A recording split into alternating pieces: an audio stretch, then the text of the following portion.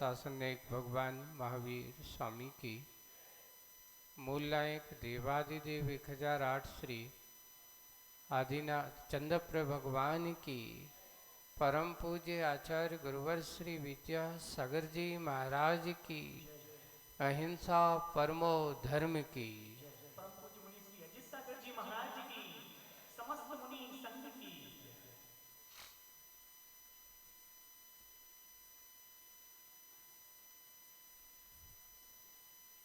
भूख माटी के इस प्रसंग को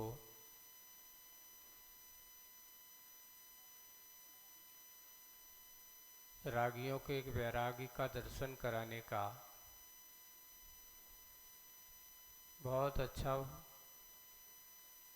अवसर आप लोगों को मिलता है कि संसार की मोह माया में उलझा हुआ ये प्राणी अपने अंदर की मोह माया से कैसे बाहर आ सकता है, कैसे संसार के बंधनों को, संसार के इस राग देश के चक्रों से बाहर निकाल करके अपने आप को कुछ समझ सकता है। जैसे कि आचार्य जी ने कहा था कि तुम्हारा ये शरीर है, पर ये शरीर तुम्हारा होकर के भी तुम्हारा मोह माया के चक्कर में फंसा करके हम इसका उपयोग सही नहीं कर पाते। काया से ही माया पली, ऐसा शब्द दिया है। और माया से भावित प्रभावित मति मेरी सन्मति हो सकती है, पर माया उपेक्षित हो तो, यानी सीधा सीधा सारभूत बात यही है कि जितने संसार के इस मोह माया जाल से जो जितना ऊपर उठ सका है उसकी मति सन्मति बनी है। मोह माया के जाल में फंसा हुआ व्यक्ति की कितना बड़ा ज्ञानी क्यों ना हो, बड़े बड़े ग्रंथों को अच्छे से समझने वाला क्यों ना हो,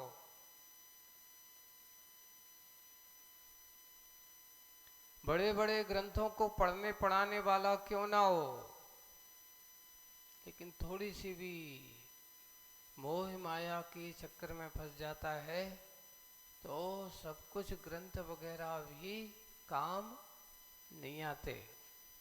आचार्य श्री एक बहुत अच्छा उदाहरण देते हैं। जब भगवती आराधना पढ़ा रहे थे उस समय कहा था कि देखो, संलेखना के समय पर जब बड़े बड़े ज्ञानी, बड़े बड़े उपाध्याय जिनने जीवन भर उपाध्याय परमिष्टिकों का काम किया है, बड़े बड़े ऐसे साधक बड़ी बड़ी तपस्याएं करते हैं और अच्छे बड़े प्रवचनकार भी हैं, समझने और समझाने वाले हैं, लेकिन संलेखना के काल में काम आता है तो महामंत्र नवोकारी मंत्र आता है।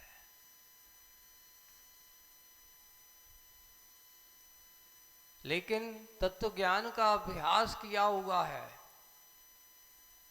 उसकी मति में वह तत्व ज्ञान के संस्कार पड़े हुए हैं, तो वह अपेक्षा जब वो कसायों से रहित हो, मोह माया से रहित हो, तो वो ज्ञान ही उसका काम आता है, तभी मति सन्मति बन पाती है। जो काम बड़े बड़े साधक नहीं कर पाते, एक बड़े अच्छे साधना का काल करने, साधना का जीवन जीने वाले व्यक्ति वे ऐसे दुर्लभ क्षणों को प्राप्त करने के लिए तरसते हैं।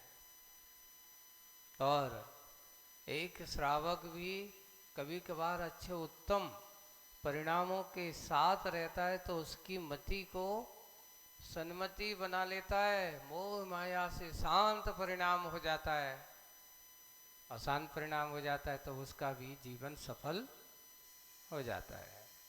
वही कि हमें इस बात का ध्यान रखना कि छल कपट की जिंदगी से उपेक्षित होकर के जीवन जियोगे, उपेक्षित अर्थात उससे दूर होकर के, है ना। छल कपट से लोग कहते हैं मैं किसी की उपेक्षा कर रहा हूं, नीति और आगम और भगवान की वाणी कहते हैं सबसे पहले तुम दूसरों की उपेक्षा करो या ना करो, पर अपनी उपेक्षा पहले करते हो। हमारी आसाधना पहले होती है, अपने गुणों की आसाधना पहले होती है, क्योंकि जब हम दोष में दृष्टि लाते हैं तो हमारे गुणों का नाश होता है, और हम गुण में दृष्टि लाते हैं तो हमारे दोषों का नाश होता है। जिस समय आपकी अच्छाई की ओर दृष्टि होगी, आपकी बुराई का अंत होगा, और जिस समय हमारी बुराई और दृष्टि होगी उस समय आपकी अच्छाई का अंत होगा। बस एक समय में दोनों नहीं हो सकते, अच्छाई और बुराई एक साथ नहीं हो सकते।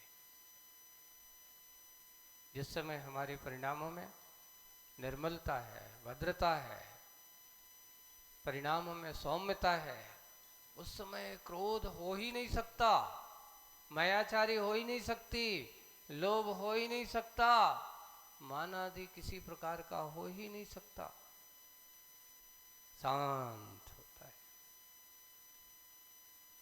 ऐसे ही वही परिणाम ही आपकी मति को सन्मति बनाने का हो सकता है।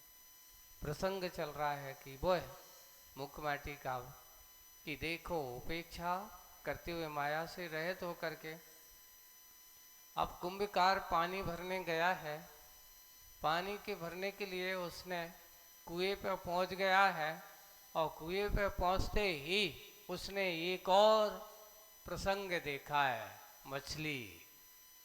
कुएं में क्या देखी है? उस मछली को जिसकी मूर्धना ऊपर है, देख रही है, अपेक्षा कर रही है। तो अब वही मछली का संवाद और मछली के मन की बात आप लोगों के सामने आ रही है। देखिए पेज नंबर है 67, है ना, 67 पेज पर ऊपर का, अंधकूप में पड़ी हूं मैं। मछली ने विचार उसको देखा, शिल्पी को देख करके मन में उसके भाव आ रहे हैं। अंधकूप में पड़ी हूं मैं, कुरूपता की अनुभूति से कूप मंडूक सी। कुरूपता के इनमें अपने आप के स्वरूप को नहीं देख रही हूं, अपने अंदर के दोषों को नहीं देखता हुए रूप उसका इतना अच्छा है, आपने आपको ना देखते। कुरूपता की अनुभूति वो कैसी कर रही है अनुभूति? क्योंकि मुझे कोई चाहने वाला नहीं है। एक जैसे लोकमानस में एक लोगों की युक्ति होती है, महाराज हम इतने ज्यादा देखने दिखा में सुंदर नहीं है, इसलिए हमारे लोग कोई चाहत नहीं है। यहाँ पे मछली की धारणा भी क्या बनाई जा रही है? अगर हम देखने दिखाने में अच्छे तो दुनिया चाहती, लेकिन उसको ऐसा कि अंधकूप में पड़ी हूं मैं कुरूपता की अनुभूति से, क्योंकि अच्छे नहीं है, लगता है मुझे कोई पसंद नहीं करता है। कूप मंडूक सी, कूप मंडूक, मंडूक अर्थात कूप मंडूक को इसका अर्थ कहते हैं कि माँ तो अपने आप की उतनी सीमित सोच, यहां से मुझे बाहर नहीं आना चाहिए सकते, उसको कूप मंडूक कहा जाता है। माँ जिसकी सोच बस इतना ही सोचता कि मेरा काम सिर्फ इतना ही है, घर से दुकान, दुकान से घर, घर से दुकान, घर से दुकान, और कोई काम में नहीं पड़ना है। नहीं, इससे भी हटकर कूप मंडूक मत बनो, थोड़ी विशाल दृष्टि बनो। इसको कूप मंडूक का तो संकीर्ण दृष्टि है ना, कुएं का मेंढक भी कह देते हैं उसको।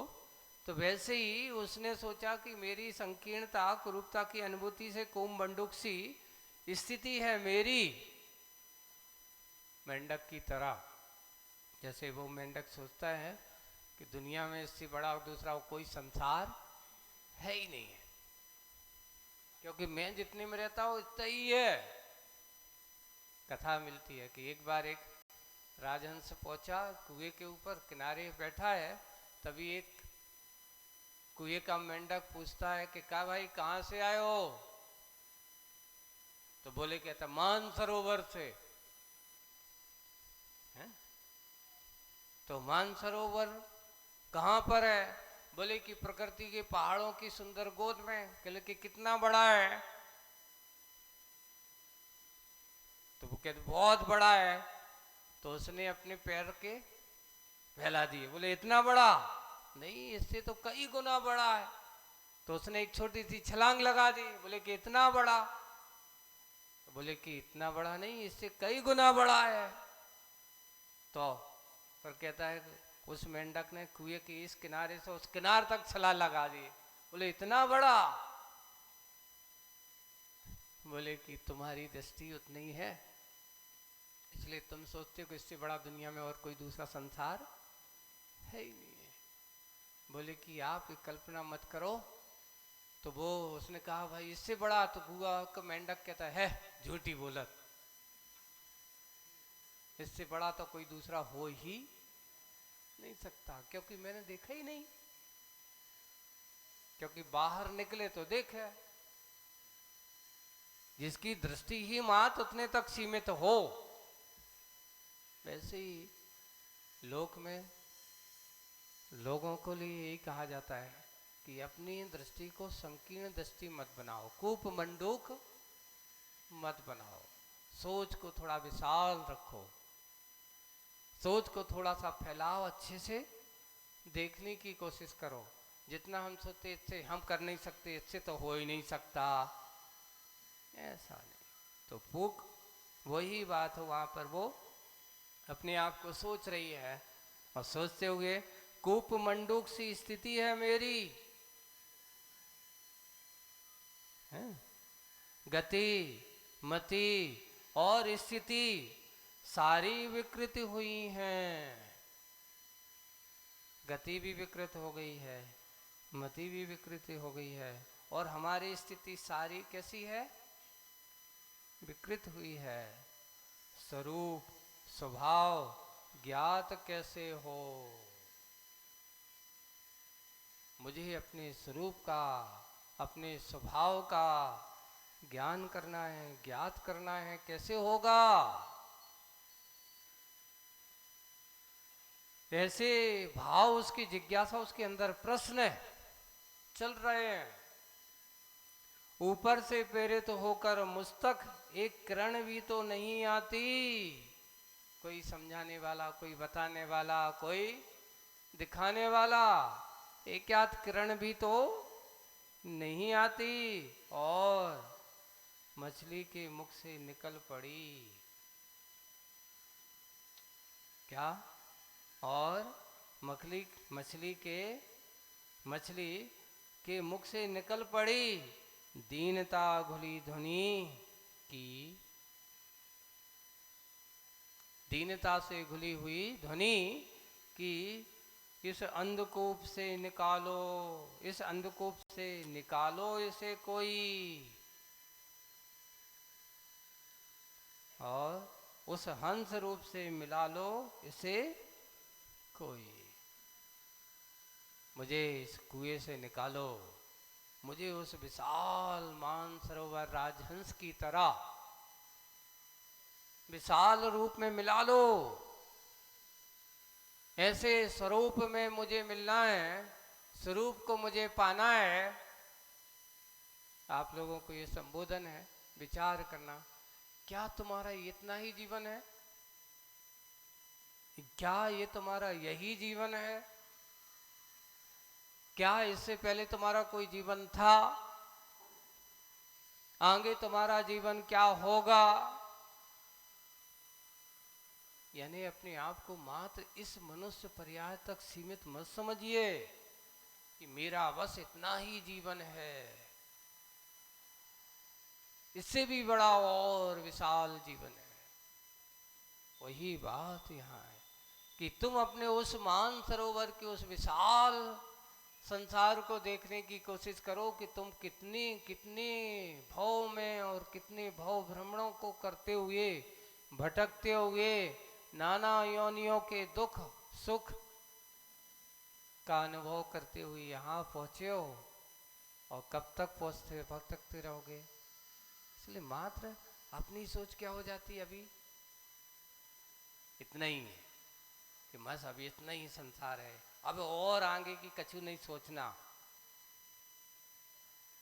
वो तो यही है कि वहीं वहीं वहीं वहीं घूमता घूमता वहीं वहीं रहते रहते विचार करता रहता है कि बस अभी कुछ नहीं करना, अभी तो ये काम करना है, अभी इसके लिए काम करना है, अब इसका काम करना है। अपना क्या करना है, कुछ नहीं कर पाता। एक बहुत अच्छा प्रसंग आए पड़ा। दो मित्र थे, बड़ी अच्छी घनिष्ठ मित्रता थी दोनों की, और मित्रता ऐसी थी कि सुबह से लेकर के अगर उनकी शुरुआत हुई तो जब तक आपस में मिलना लें तब तक उनकी दिन की शुरुआत नहीं होती थी। अच्छे मित्र थे, पर हुआ ये कि परिणामों में कौन किसका क्या हो सकता है। एक मित्र को साधु संगति मिल जाती है और उसको वैराग्य हो जाता है, धंधा पानी काम करने वाले हैं, दुकानदारी का काम करने में बिजनेस करने वाले हैं, पर एक को वैराग्य भाव जागा, उसको वैराग्य हो गया, वो मुनि बन गया।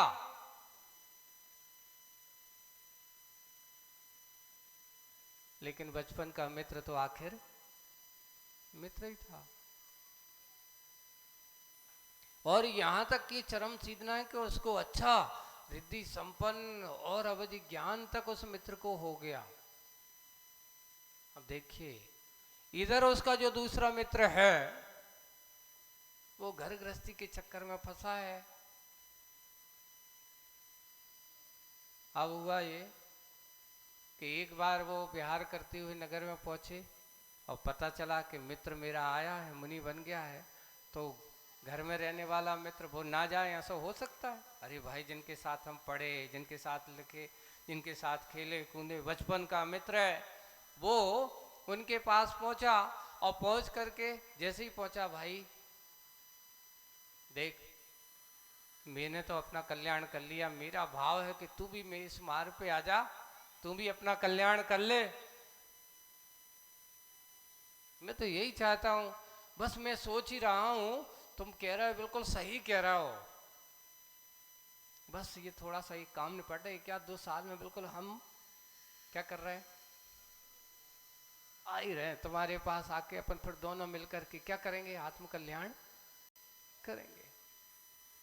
उन्हें कहा कितना समय लगेगा, बोले कि बस क्या हुआ कि थोड़ा सा बेटा बड़ा हो जाए, इसको जिम्मेदारी सौंप दूं, दुकानदारी समझा दूं, और उसके बाद फिर बस तुम्हारे साथ ही रहना है मुझे। अच्छा, 2 साल कम से कम कितना, 2 साल में तो हो जाएगा। हुआ ये कि 2 साल में बेटा शादी ब्याह कर दिया, दुकानदारी भी संभाल ली। अब हो क्या हो गया कि विवाह हो गया, बेटा की दुकानदारी भी अच्छी ऐसी हो गई कि पहले जो चलती उससे और बढ़ गया। अब हुआ ये कि देखता क्या है कि बेटी की दुकानदारी इतनी बढ़ गई कि अब वो सोच रहा है कि अब जाऊं, तो बेटा कहते कि तुम जाओगे तो हम परेशान होते दिन भर, और साथ साथ शादी हो गई तो बहू कहती जो नाती परेशान करत, घरे जाओ तो बहू की तरफ से, इधर आओ तो बेटी की तरफ से। 2 साल बाद पुनः संयोग ऐसा बना कि उनके मित्र, क्या भाई 2 साल हो गए, अब क्या करना है? अरे बस क्या करे, ये सल्ले है, वो नाती परेशान करत है, और मोड़ा ने अभी तनक तनक नौ नौ से बिजनेस डालो है, तो वो परेशान खूब होते, सो हमें देखो नहीं जा,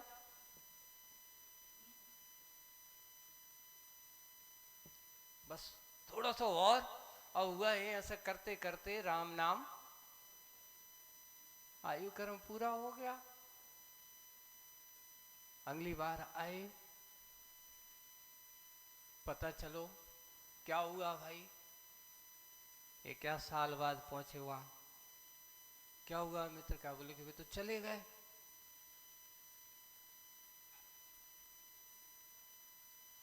चले गए हो, बताओ, कुछ नहीं कर पाए। आखिर दशा ये हुई कि उस घर गृहस्थी की माया के चक्कर में, पैसे के चक्कर में उसने त्रिंच गति का बंद किया, और उसी नगर में क्या हुआ, एक बैल हुआ। हाँ बैल हुआ। अब जाति स्मरण हो गया, जाति स्मरण हुआ तो वो बैल तो किसी का वो ज्यादा नहीं था, किसी स्वामित्व नहीं था, आवारा जैसा। तो सुबह से जाकर के उस दुकान के सामने बैठ जाए। बेटा कई बार लठ मारे, जो सुबह से देखो तो आ जाता है। एक दिन कितनी मारे, घूम फिर के फिर आ जाए। कितनी बार नौकरों से कहे इसको भगाओ, लेकिन नहीं मानता। आखिरकार नहीं हुआ सहन, इतना हो, एक दिन हो गए, 2 दिन, बरसों तक ऐसा चल रहा है। कुछ समय बाद भी मुनि महाराज आए, उनके जो बचपन के मित्र थे, अवधि ज्ञानी जानकार हैं अच्छे। उस बेटे से रहने गया कि बोले आप तो हमारे पिताजी के बड़े अच्छे मित्र थे, और मेरी बात समझ में नहीं थी कि हमारे एक दुकान के सामने सुबह से लेकर शाम तक एक इतने मारो कितने ही भगाओ, घूम फिर के वो आ जाता है। कारण क्या है, कुछ हमारा कोई रिश्ता है? तो महाराज ने जाना और पहचान के, भैया बहुत बड़ा रिश्ता है। कौन सा रिश्ता है? बोले कि वो ही सबसे बड़ा रिश्ता है कि तुम्हारे पिताजी खड़े हैं, वे देखत रहे थे कि कोई दुकान में कोई घुस तो नहीं रहा हो, कोई चोरी तो नहीं कर रहा हो। अब कर तो कुछ नहीं सकत, देख ही सकत है। और कर भी लगे तो तुम क्या कर लोगे बताओ? ज्यादा है तो पहले मारोगे उसको। सिंह तो मार सकते थे, लेकिन वो तो दुकान में घुसे वाले कैसे घुसे, घुसन तो दे घुसे वाले। वे घुसते हुए कर्मचारी 4 लठोर मार के वही को भगा दे। जब पता चला, ओहो देखो कहाँ मति, कहाँ गति, कहाँ किसकी प्रकृति क्या होती है, परिणामों की विकृतियां हैं ऐसी ही होती हैं। बंधुओं, ये संस्कार जो होते हैं मोह माया के, कहीं पर भी पहुंच जाएं, यहाँ पर जाकर के त्रिंच गति में भी कई प्रकार ऐसे संयोग होता है, जाति स्मरण हो जाता है, वे भी स्नेह, उनमें अंदर राग होता है। देव गति में भी ऐसे होते हैं, वहां पर भी हो जाने के बाद भी अगर किसी का मोह राग देश अगर बना हुआ है, तो वे भी वहां पर रह करके भी बदले के भाव कैसे हो सकते हैं। एक प्रसंग बनाते हैं, देखिए आप, त्रिंच गति में भी बदले के भाव होते हैं। एक व्यक्ति है, एक जगह की सत्य घटना बता रहा हूं कि एक गाय थी, सब दुनिया आदमी सब जाएं पर उसको किसी कोई को नहीं मारे, लेकिन जैसे वो आदमी उसके सामने आता था, जैसे ही आएगा, अगर उसके गले में रस्सी खूंटा भी बंधे तो कहते खूंटा की रस्सी तोड़ करके उसके पीछे भागती थी। क्यों?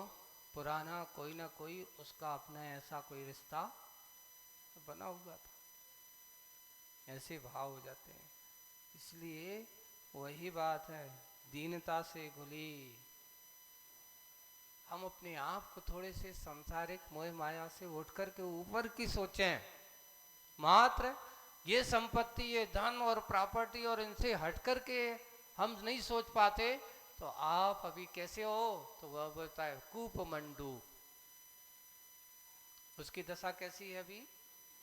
कूपमंडूक जैसी। इस अंधकूप से निकालो इसे, उस हंस स्वरूप से मिला लो, मुझे। हाँ, ऐसा वह हंस स्वरूप है, उसको मिला लो। अब इस रुदन को कोई सुनता भी तो नहीं। मछली कह रही है भैया मैं क्या करूं, इस रुदन को कोई सुनता भी तो नहीं। अरे कान वालों, तुम सब लोगों को कह रहे हैं, अरे कान वालों, सब बहरे हो गए हैं क्या?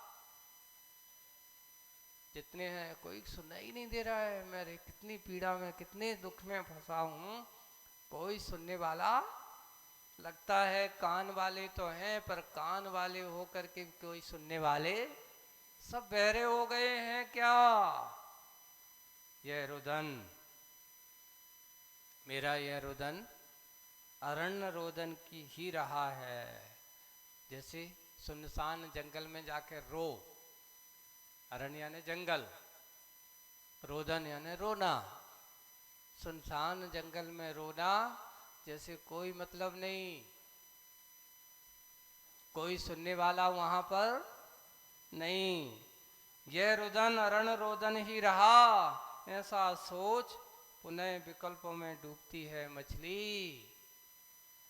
और उस डूबन में उसने सोचा कि भैया कोई सुनने वालों नहीं है, रोबे से कछु फायदा नहीं है, क्योंकि लग रहा है कि कोई मुझे यहाँ से ऊपर लाने वाला और मुझे निकालने वाला नहीं है।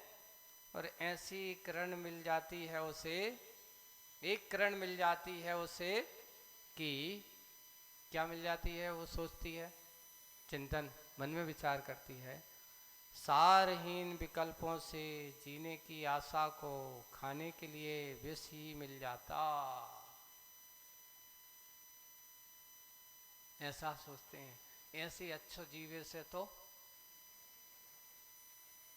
लोग ऐसे सोचने लगते हैं, मरवो अच्छो है। लिखा है सारहीन विकल्पों से, जिसमें कोई सार नहीं, ऐसे सारहीन विकल्पों से जीने की आशा, कुछ भी मिलने वाला नहीं है, ऐसी जीने की आशा को खाने के लिए विषी मिल जाता है। और चिरकाल से सोती कार्य करने की सार्थक क्षमता, धैर्य धृति वह खोलती है अपनी आंखें दृढ़ संकल्प की गोद में ही। ऐसा विचार न करते हुए सारहीन विकल्पों को से जीने की आशा को खाने के लिए विषी मिल जाता है। अरे भैया, जो आदमी जो परेशान हो जाते हैं, वे कहते हैं अब कछु सार नहीं है संसार में, तो क्या कर लेते हैं, उन्हें तो विषी मिल जाता है मरने के लिए। हमें तो वो भी नहीं मिलने वाला इस तरफ, क्योंकि यहाँ पर कोई देने वाला नहीं है। ऐसा चिरकाल से सोती, कब से है, कब तक है, ऐसा विचार कर रहा है, सोच रही है, विचारती है, पर कार्य करने की सार्थक। कभी कभार अति कष्ट में जब सहन करते करते आदमी के अंदर की क्षमता सुनते थोड़ा सा कम आता है, तो वो भी कम कहता है कि चलो कम तो हुआ, थोड़ा सहन कर देता है। चिरकाल से सोती कार्य करने की सार्थक क्षमता, धैर्य धृति, धैर्य कहो धृति कहो, यानी उसके अंदर धैर्य यानी संतोष, अपने आप को सहन शक्ति, क्या गंभीरता जिसे अपन कहो, धृति अपने आप को थोड़ा सा कहते भाई सहन करो, क्या रखो, शांति रखो, समता रखो, ऐसा ही धृति कहो। वह खोलती अपनी आंखें, कैसी खोलती है, दृढ़ संकल्प की गोद में ही। आप कुछ मत सोचो, इधर उधर सोचने से कुछ काम होने वाला, अपने आप का संकल्प दृष्टि बनाओ। गोद में ही बस कृत संकल्पित हुई माटी ऊपर भूपर आने को। अब तो मुझे कैसे भी हो, कैसे भी हो, मुझे तो अब ऊपर जाना है। इस धरती पर, इस कुएं से मुझे निकलना है, इस कूप बंदूक की दृष्टि से ऊपर आना है। ऐसा मन में दृढ़ संकल्पित होती है वह, और संकल्पित होकर के अपने आप को, जो ऐसा कृत संकल्पित हुई मछली ऊपर भूपर आने को, नश्वर प्राणों की आस भाग चली। अब उसे मरने का डर नहीं है कि मर जाऊंगी, कि ये हो जाएगा।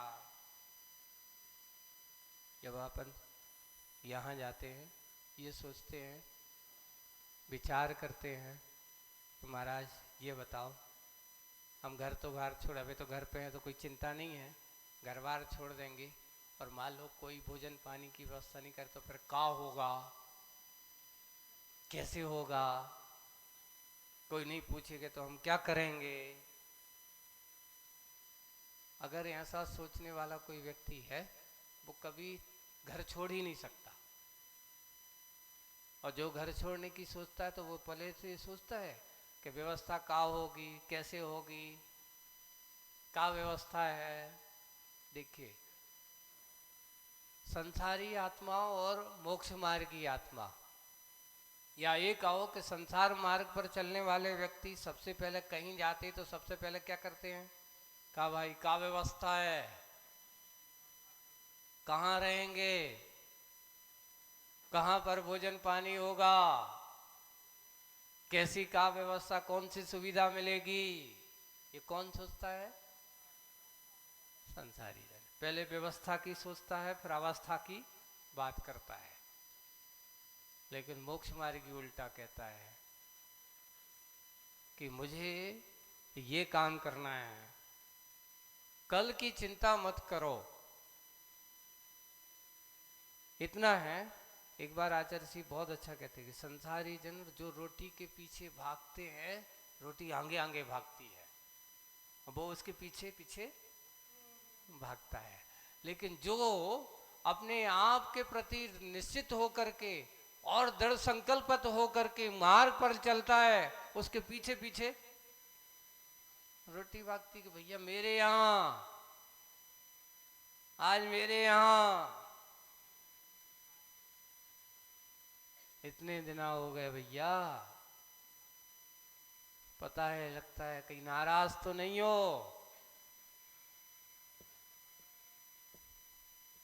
भैया देखिए, नाराज नहीं है तो फिर राजी क्यों नहीं हो, समय समय पे आएगा। ये अंतर है कि देखो, विषय भोगों को छोड़ करके अपना उपयोग विषय भोगों की ओर दृष्टि अगर जाती है, और उस ओर अगर अपनी दृष्टि आती है, तो आप संसार की मोह माया से दूर दृढ़ संकल्पी होना, सबसे पहले दृढ़ निश्चय होना कि मुझे तो अब क्या करना है। मछली ने सोच लिया कि अब तो मुझे भू पर आना है, दृढ़ संकल्पित हो गई, और ये नहीं सोचा कि अगर मैं जाऊंगा तो मेरे प्राणों का क्या होगा। नश्वर प्राणों की आस भाग चली, अब उसे कोई डर, ईश्वर प्राणों की प्यास जाग चली। अब तो मुझे अपने आप को मिलना है, मुझे ऊपर की ओर आना है, अब मुझे इस कूप मुंडुक की जिंदगी से ऊपर उठना है। ईश्वर प्राणों की प्यास जाग चली मछली के घट में, हृदय में। फिर क्या, फिर उसके बाद बोले कि फिर क्या, जड़भूत जल का प्यार निराधार कब तक टिकेगा। ये जो जड़भूत जल का प्यार यानी पानी ही जीवन है, अगर इसके बिना मैं नहीं रही तो मेरा क्या होगा। मछली का तो वही ये जीवन है, है। मछली जल की रानी है, जीवन उसका पानी है। हाथ लगाओ और बाहर निकालो, ऐसी मछली का जीवन है। ये है। तो बोले कि जड़ जल, जड़भूत जल का प्यार निराधार कब तक टिकेगा। इसके प्यार में टिके रहे तो कब तक टिकेगा। वाह भी पल में हुई पलायित पलालित, छुमंतर कहीं, है ना। छुमंतर कहीं, अभय का निलय मिला, सभय का विलय हुआ। मछली के जीवन में यहीं से घटित विजय हुआ। धन्य उसके अंदर, क्योंकि अब संकल्प शक्ति जाग चुकी है। उसने सोच लिया कि अब तो मुझे क्या करना है, इस कूप मंडूक की जिंदगी से ऊपर उठना है। और ऐसी एक संकल्प शक्ति दृढ़ धारणा है उस मछली के मन में आ चुकी है। जैसे एक मोक्ष मार्गी जब सोच लेता है कि मुझे तो संसार के बंधनों से मुझे ऊपर उठना है, अब मुझे संसार के जाल में नहीं फंसना है। अब कोई बेटा हो, चाहे बहू हो, चाहे नाती हो, चाहे पोता हो, न जाने कितनी बार इन बंधनों में बंद बंद करके मैंने इस संसार के बंधनों को स्वीकार किया है। अब मुझे बंधनों से ऊपर उठना है। वैसे ही मछली के मन में भी वो दृढ़ संकल्प हो चुका है। अब आगे और बढ़ती है, प्रसंग आगे बढ़ता है। अब प्रासंगिक कार्य आगे बढ़ता है। बहुत अच्छा प्रसंग। अंग अंग संस्कारित थे, सो संयम की शिक्षा का संस्कार प्राप्त था जिन्हें। किनका अंग अंग संस्कारित था? उनका जिनके लिए संयम की शिक्षा संस्कार शिक्षा का संस्कार प्राप्त था जिन्हें। वे दोनों हाथ शिल्पी के। वे कौन? दोनों हाथ शिल्पी, जो संयम से संस्कारित हैं, शिक्षित हैं। ऐसा नहीं यदवा चतवा हो, हाथ मिले तो कुछ भी काम करो। क्या करें, अब फुर्सत बैठे हैं तो कछु नहीं है तो खोदन लगे, काटन पीटन लगे। अब क्या करें, ये हाथों को, ये संयमी के हाथ नहीं है। असंयमी क्या करता है, बैठा है कहीं पत्थर तोड़ने लगेगा, कहीं मिट्टी खोदने लगेगा। नहीं है तो बैठा है बगीचा में, बैठा तो झाड़ी आदि तोड़ने लगेगा। ये असंयमी का काम है। यहाँ उस शिल्पी के का संयम की शिक्षा का संस्कार प्राप्त था जिन्हें। वे दोनों हाथ शिल्पी के, न हाथों को संयम के संस्कार से संस्कारित हैं, ऐसे शिल्पी के दोनों हाथ। और संयम हो उठे, संयत हो उठे तुरंत, तभी वह तुरंत तभी वह शिल्पी रस्सी से बंधी बाल्टी को धीमी गति से, कौन सी गति से? तीव्र गति से नहीं। अब कुएं में डाल रहा है, अभी पानी खींचा नहीं है, पानी में कुएं में डाल रहा है। कैसी गति से डाल रहा है? धीमी गति से नीचे उतारता है कूप में, धीरे धीरे उतार रहा है कूप में, जिससे कि मछली आदिक नाना जलचर जीवों का घात होना टल सके, किसी को कोई आघात न हो। ऐसे ही हमें बाल्टी बड़े अच्छे आराम से पानी में उतारना चाहिए। धीरे से जाकर के पानी में बाल्टी को उतार देना चाहिए। ऐसे पानी खींचते समय एक प्रक्रिया को, पहला विधि आपको बताई जा रही है कि आप उस पानी में बाल्टी कभी पटके ना। अगर हम पानी में ऊपर से पटक देते हैं, आज एक और थोड़ी सी आप लोगों को कई जगह हमने देखते हैं, अब बाल्टी नहीं बची तो क्या करते हैं, गगरियाई में रस्सी बांधी मुंह में और सीधे वो ही डाल देते, और वो जब जाती है तो ऊपर ही से छोड़ देते सीधा छपा सीधी जाकर के पानी में वो भड़ास एक आवाज आती है। नहीं, हाँ, और फिर पेंदी नहीं रहती, और बाल्टी में एक अलग है, उसका मुंह चौड़ा होता है, क्योंकि अपन ने क्या कहा था, बाल्टी की कौन सी कल्पना की, भंवर कड़ी, ऊपर चौड़ी नीचे, और गगरिया कैसी होती है, ऊपर सकरी है नीचे, तो उसमें जल्दी डूबने की आशा, तो फिर इधर पलटेगा उधर पलटेगा, थोड़ा सा पानी आएगा फिर पलटेगा, एक छलांग दो छलांग, ऐसी कबड्डी सी खिलाता रहता वही में। उसमें क्या होता है, कितना मंथन होगा, कितना पानी में क्या होता है, उस जीवों की सबसे बड़ी प्रार्थना तो उसी में हो जाती है। और वो बाल्टी अगर जाएगी तो एक बार अगर थोड़ी सी लेट जाए, धीरे धीरे आप उसको भरना दो, जल्दी जल्दी नहीं करो, और जैसे जैसे भरती जाएगी वैसे वैसे वो डूबती जाती है। धीरज से काम लीजिए आप, और जो धीरज होता है वही संयमी होता है, संस्कारित है, क्योंकि दोनों हाथ कैसे संयम से संस्कारित हैं, किसके, शिल्पी के, और वो ले जा रहा है। जब उसने उतारा घात होना टल सके, और अपने आत्म तत्व को यहाँ और वहाँ, अब और तब, देखिए बहुत अच्छी बात कर रहे हैं, अपने आत्म तत्व को यहाँ और वहाँ, यहाँ का अर्थ इस लोक में, और वहाँ का अर्थ हो परलोक में, अब और तब,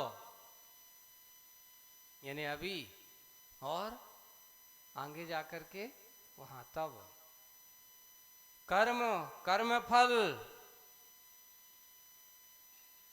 कर्म और कर्म फल, सो ना छल सके,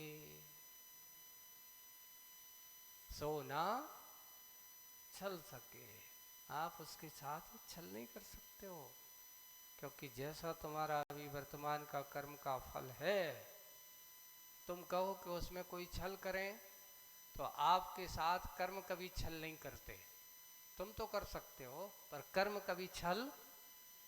सबसे बड़ा न्याय विद्य अगर दुनिया में कोई चीज है, और सबसे बड़ा न्यायालय अगर कोई है, तो कर्म की अदालत में कभी झूठ बात चलती ही नहीं, वहां छल कपट कोई चलता नहीं, कर्म की अदालत में कोई रिश्वत चलती नहीं, कोई वकील की जरूरत है ही नहीं, कोई न्यायविद की जरूरत भी, आप ही वकील हो, आप ही न्यायाधीश हो, आप ही अपने कर्मों के भोक्ता हो।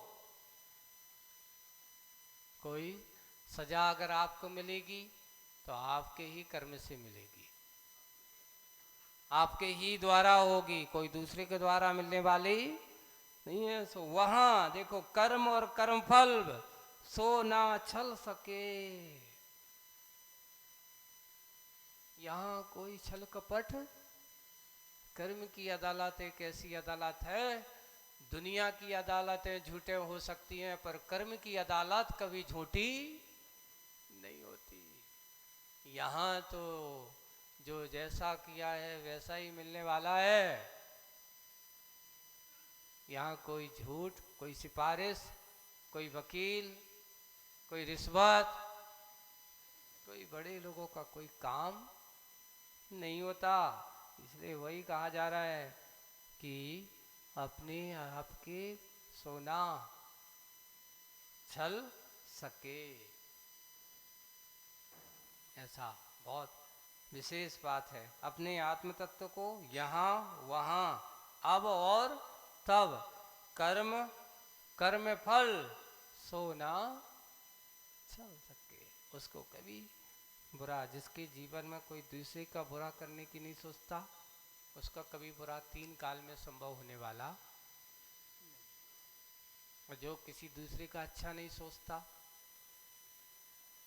उसका अच्छा हो जाएगा, कभी अच्छा होने वाला नहीं है। महाराज हम देखते हैं जो आदमी दुनिया के तो काम करत है, ते पाप के काम करत, चोरी चपाटी करत है, फिर भी इसके नाम क्या हो रहा है देखो। इसको तो आज सब कुछ देख रहे हैं कि बुरा कर रहा है, ऐसा कर रहा है ना, अन्याय नीति से पैसा कमा रहा है, फिर भी इसका नाम दिनों दिन बढ़ रहा है। बंधुओं ये ध्यान रखना, पुराना जो पुण्य सत्ता में पड़ा है भी आ रहा है, और जब तक तेरे पुण्य का बीता नहीं करार है,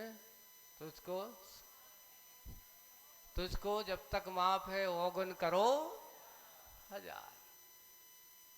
यही सिद्धांत को अपन ध्यान कि अभी पुण्य कर्म का उदय है, इसलिए आज तो तू जो कुछ कर रहा है सब छुप रहा है, पर लोग जो सामने वाला देख रहा है वो तो देख रहा है। हमें तो लगता नहीं धर्म से कछु होता है, देखो तो पापी लोगों को कितना पैसा पड़ रहा हो,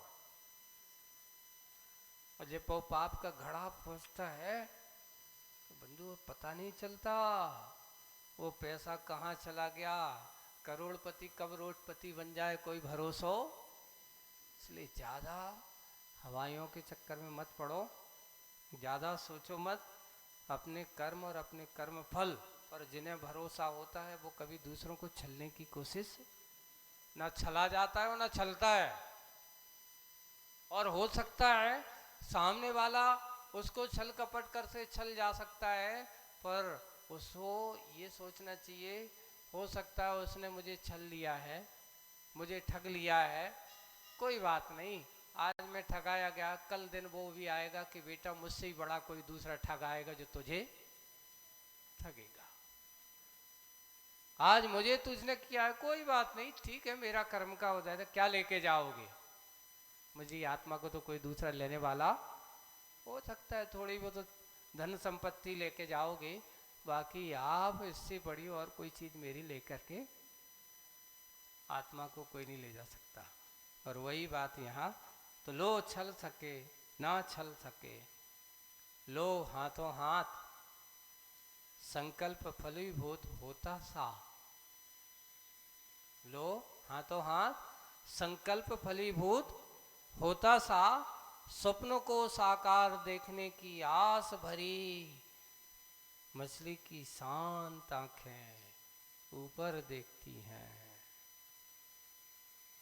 क्योंकि बाल्टी धीरे धीरे कहाँ जा रही है, कुएं में जा रही है। और उधर क्या हुआ, लो उसने जो संकल्प लिया है कि अब तो मुझे कहाँ जाना है, ऊपर जाना है, तो लो संकल्प फलीभूत होता सा। किसका संकल्प फलीभूत होता सा, मछली का। स्वप्न साकार हो देखने की आस भरी, मछली की शांत आंखें ऊपर देखती हैं, ऊपर देखती हैं। क्या देखती हैं, तो क्या दिखाई दे, उतरता हुआ यान सा दिखा। बाल्टी को किसकी कल्पना की जा रही है, जैसे कोई यान उतर रहा हो, यान सा दिखा, लिखा हुआ था उस पर, क्या लिखा हुआ था, उस बाल्टी के ऊपर क्या लिखा हुआ है, लिखा हुआ था उस पर, धम्मो दया विसिद्धो, धर्म ही वह है जो दया से विशुद्ध है। जहां दया नहीं वहां धर्म नहीं, धर्म जहां है वहां दया निश्चित है, ऐसा संदेश उस पर लिखा है। किस पर, उस बाल्टी के। यानी सोच लो आपकी जो बाल्टी छानने वाली जो बाल्टी है वो दया धर्म का प्रतीक है, छोटी मोटी चीज मत सोचिए। पानी को खींचते समय आपके अंदर दया विशुद्धो धम्मों का सूत्र चरितार्थ हो रहा है। एक पानी में छानने में आपका दया धर्म का पालन हो रहा है, इसलिए पानी छानने की प्रक्रिया को छोटा मत समझिए, ये बहुत बड़ी प्रक्रिया है आपकी। वही बात यहाँ आचर्षी लिख रहे, उस पर लिखा हुआ है, धम्मो दया विशुद्धो एक तरफ, दूसरी तरफ क्या लिखा है? तथा धम्मम शरणम गच्छामि। जो ऐसा धर्म है जो दया से विशुद्ध है, ऐसे धर्म की मैं शरण में जाता हूं। मेरा वही धर्म हो जहाँ दया हो, करुणा हो, प्रेम हो, ऐसे धर्म की शरण में जाता हूं। धम्मम शरणम गच्छामि। ज्यों ज्यों कूप में उतरती गई बाल्टी, त्यों त्यों नीचे नीर की गहराई में झटपट चले जाते हैं प्राण रक्षा हेतु मंडूक आदि अनगिन जल्दी जंतु। यानी कई और बहुत सारे हैं, मछलियां हैं छोटी छोटी हैं, और भी जीव हैं, छोटे छोटे मंडूक हैं, मेंढक आदि हैं। जैसे ही बाल्टी वहां पहुंचे सब भाग जाते हैं, कोई अंदर चला जाता है डर के कारण, पता नहीं क्या हो जाए। मंडूक आदि सभी जली जंतु सबके सब अपनी नीर की गहराई में झटपट चले जाते हैं प्राण रक्षा, क्योंकि उनने अपना जीवन वही बना के रखा है। किंतु हलन चलन क्रिया मुक्त हो अनिमेष आपलक निहारती उतरती बाल्टी को रसनाधीन रस लोलुपी, लोलुपा, लोलुपी नहीं, रसना लोलुपा सारी मछलियां वे भोजन इसे कुछ तो मिलेगा इस आस से। कुछ ऐसी है कि हो सकता है इससे कुछ भोजन मिलेगा। रसना लोलुपा, रसनाधीन जो रसना के अधीन है, रस लोलुपा जो रस से लोलुपी हैं, लालची हैं, इस भाव से लेकर के सारी मछलियां हैं वे भोजन इससे कुछ तो मिलेगा इस आस से। पर यह क्या वंचना, खाली बाल्टी देखकर इसमें तो कुछ है ही नहीं है, खाली है। उसे नूतन जाल बंधन समझ सब मछलियां भागती भीति से, डर के कारण से भागती हैं। मात्र संकल्पिता वह मछली वहीं खड़ी है जिसने संकल्प लिया कि मुझे तो कहाँ जाना है, ऊपर जाना है, ऊपर जाना है। वह मात्र संकल्पिता वह मछली वहां खड़ी है, साथ एक ही सखी है उसकी, अकेली नहीं है, एक उसके साथ एक सखी भी है। और उस सखी को कुछ कहती है, वह चल रही चल, उस सखी से कहती है चल रही चल, इसकी शरण में शरण ले हम। किसकी शरण ले हम? धम्मो दया विशुद्धो, इसकी शरण ले हम। धम्मो दया विशुद्धो, यही माँ, यही एकमात्र असरणों की शरण महाआयतन है। यह छोटा मोटा घर नहीं, ये आयतन नहीं, ये तो क्या है, महाआयतन है। जिसने ऐसी शरणों असरणों की भी शरण है, ऐसे महाआयतन है यह, यही हमारा जतन है। वरना निश्चित ही आज या कल काल के काल में कबलित होंगे हम। ऐसी वह मछली अपनी सखी को संबोधित करती है, और संबोधित करने के बाद कहती है आगे और क्या होगा, आगे की बात समझेंगे अपन आगे। आज बस इतना ही। बोलिए परम पूज्य आचार्य गुरुवर श्री विद्या सागर जी। जो मुनि श्री अजित सागर जी